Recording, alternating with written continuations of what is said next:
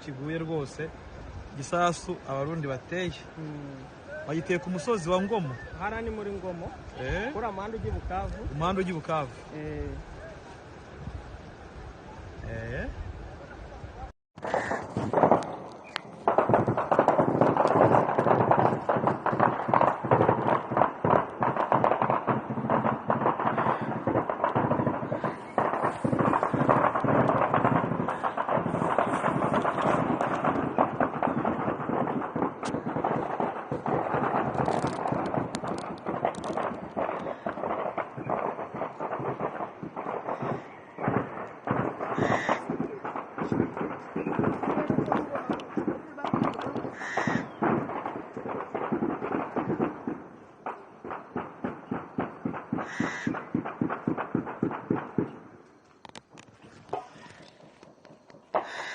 Mesdames et messieurs, bonjour. Vous venez de suivre déjà le crépitement des balles. Et il faut savoir que nous sommes là pour vous actualiser de ce qui se passe en République démocratique du Congo et surtout sur la situation sécuritaire à l'est du pays où les forces armées affrontent donc les rebelles de l'AFC M23 donc dans la province du Sud Kivu. Il faut savoir que les combats entre forces armées de la République démocratique du Congo FARDC, justement appuyé par les jeunes résistants Wazalendo et les rebelles de l'AFC M23 entrent donc à ce troisième jour d'affilié donc à Kaziba et à Kamanyola dans le territoire de Walungu. Là, nous sommes dans la province du Sud Kivu. Selon des habitats 10 milliers, chers téléspectateurs, c'est depuis trop tôt le matin que les affrontements ont débuté à Kaziba entre donc ces deux protagonistes. L'armée a mis à contribution les avions de chasse et des drones pour pilonner donc les positions de l'AFC M23. Je cite, c'est depuis 5h30 que les affrontements ont repris donc dans presque tout Kaziba. Des drones et des avions circulent à Kaziba, dit une source locale. Donc à Kamanyola, les affrontements sont également en cours depuis la matinée et tous les habitants restent terrés dans leur maison. Et ce qu'il faut retenir, donc d'autres ont pris donc des précautions depuis hier, donc mercredi, en traversant déjà la frontière rwandaise pour se réfugier à Bugarama. Et par ailleurs, ce qu'il faut retenir, chers téléspectateurs, dans le territoire voisin de Kabare, c'est à Mudaka où les jeunes résistants Wazalendo et les éléments de l'AFC M23 ont ouvert un front, en tout cas un véritable front depuis tôt le matin de ce jeudi. Et pendant ce temps, à Nyangezi et à Katogota, et calme précaire, il est observé depuis la matinée.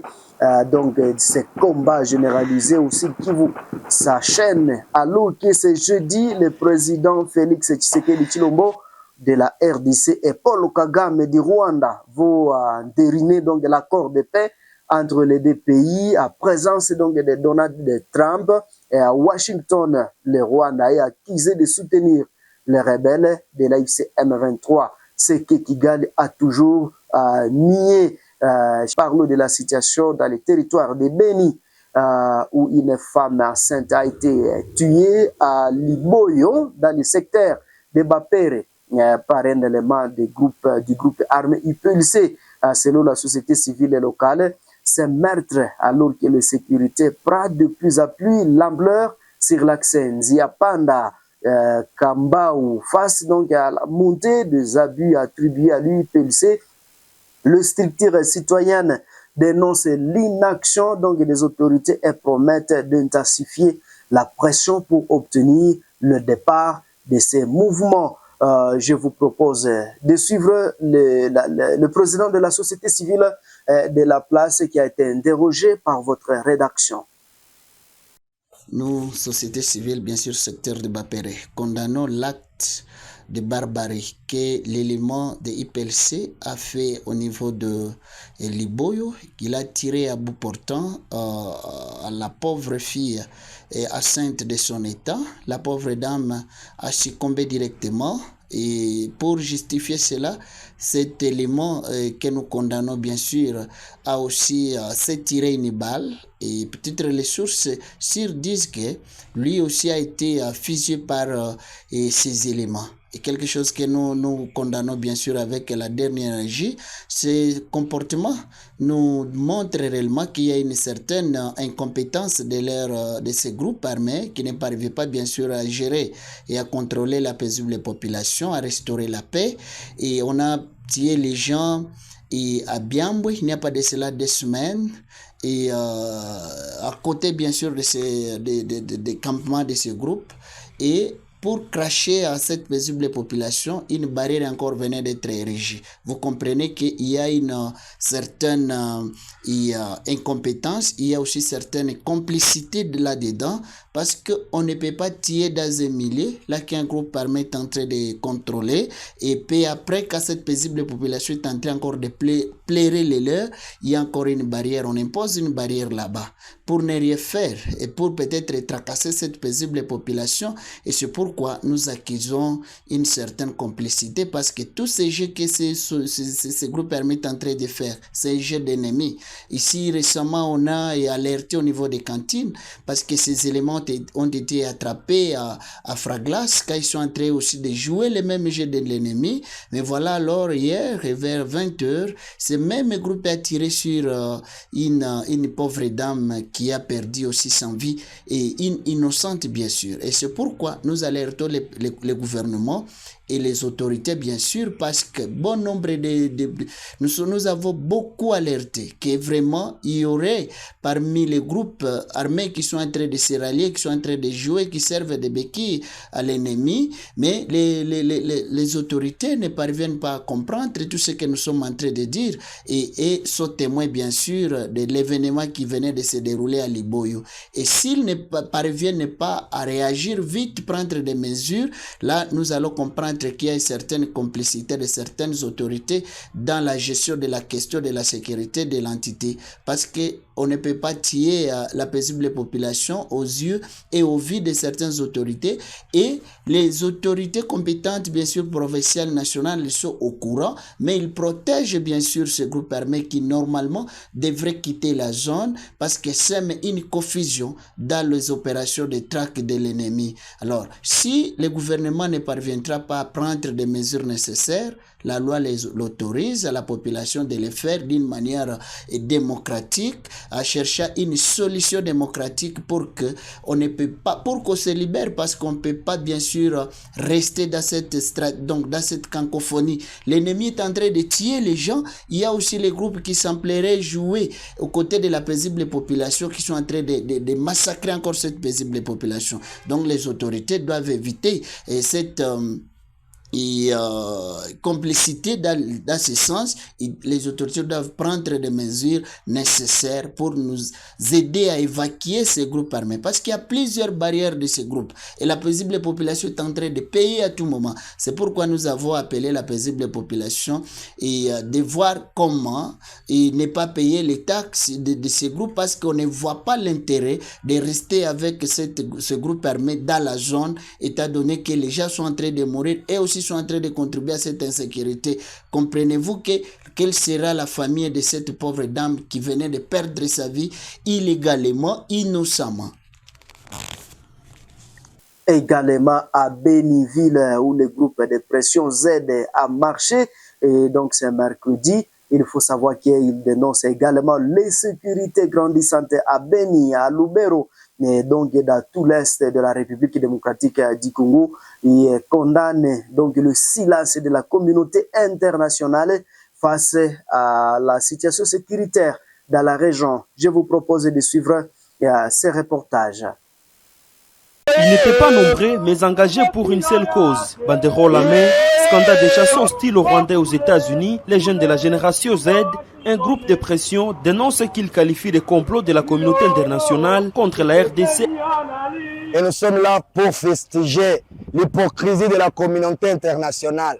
Pendant que le Washington appelle les dirigeants congolais ainsi que ceux du Rwanda pour signer un accord de paix, mais entre-temps, la communauté internationale ne parvient pas à imposer les Rwandais de se retirer en République démocratique du Congo. Parce qu'il y a une guerre nous imposée par le Rwanda, une guerre sempiternelle. Ils sont descendus de la rue jusqu'au bureau du gouverneur militaire du Nord Kivu et à la MONUSCO. Ils ont lu et déposé un mémorandum dans lequel ils s'opposent à la signature ce jeudi de l'accord de paix entre la RDC et le Rwanda. Ils dénoncent ce qu'ils qualifient de complicité de la communauté internationale et du Kenya dans la crise sécuritaire entre la RDC et le Rwanda. Le peuple congolais fustige la présence de William Ruto comme état complice du malheur du peuple congolais et qualifier la signature de l'accord de William Ruto en guerre à une haute trahison, une violation de l'intégrité territoriale de l'RDC est une attente à la vérité